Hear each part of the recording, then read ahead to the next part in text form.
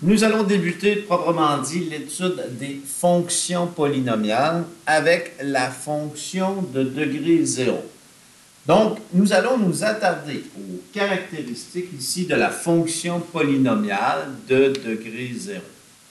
Donc, on va aller voir pourquoi on appelle ça une fonction, pourquoi on dit qu'elle est polynomiale et pourquoi elle est de degré 0, et de voir ses caractéristiques. Donc, première caractéristique importante, pour une fonction polynomiale de degré 0, les variations de la variable indépendante x entraînent des variations nulles de la variable dépendante y. Donc, on verra pourquoi un petit peu tout à l'heure. Donc, dans le fond, c'est une fonction qui ne varie pas, donc qui reste toujours constante.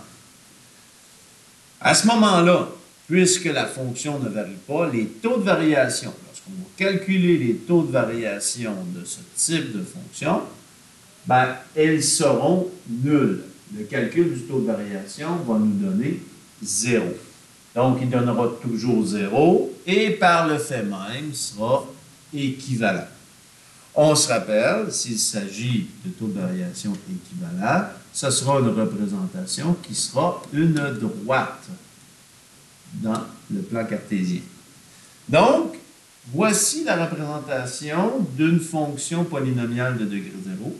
La représentation graphique d'une fonction polynomiale de degré 0 est une droite qui est parallèle à l'axe des abscisses. L'axe des abscisses, je vous rappelle que c'est l'axe des x. Donc, c'est une droite horizontale. Vous avez sa représentation ici. Donc, on pourra reconnaître, si on vous présente le graphique, il faut être capable de reconnaître, ici, il s'agit d'une fonction de degré 0, une fonction polynomiale de degré 0, parce que c'est une droite horizontale.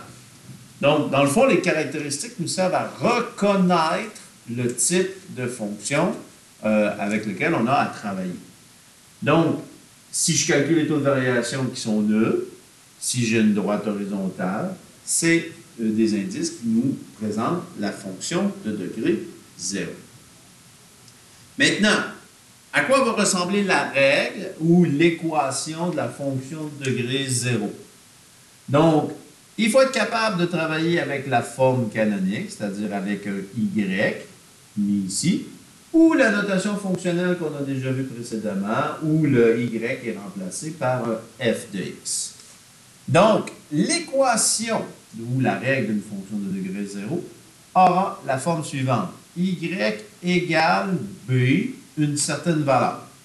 Et quelle est cette valeur-là? Ben, le paramètre b est l'ordonnée à l'origine de la droite. Donc, le paramètre b, c'est la valeur qu'on va obtenir ici. Okay? Donc, la valeur du b qu'on va obtenir ici. Ce qui est donné ici, la coordonnée de l'ordonnée à l'origine. Donc, c'est vrai ici, mais c'est vrai aussi pour la valeur de b qui est ici en notation fonctionnelle.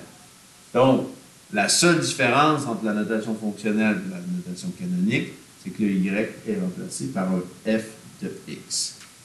Donc, pourquoi qu'on dit qu'elle est de degré 0? Ben parce qu'il n'y a pas de x dans mon équation. Donc, puisqu'il n'y a pas de x, on l'a vu précédemment, le degré est de 0. On appelle parfois aussi la fonction polynomiale de degré 0 la fonction de variation nulle. C'est le genre d'appellation qu'on pourrait voir dans certains manuels de mathématiques. Donc, ici, on a les caractéristiques sous forme théorique. On verra dans le prochain vidéo qu'est-ce qu'il y en est avec un exemple et ça devrait venir concrétiser ces informations.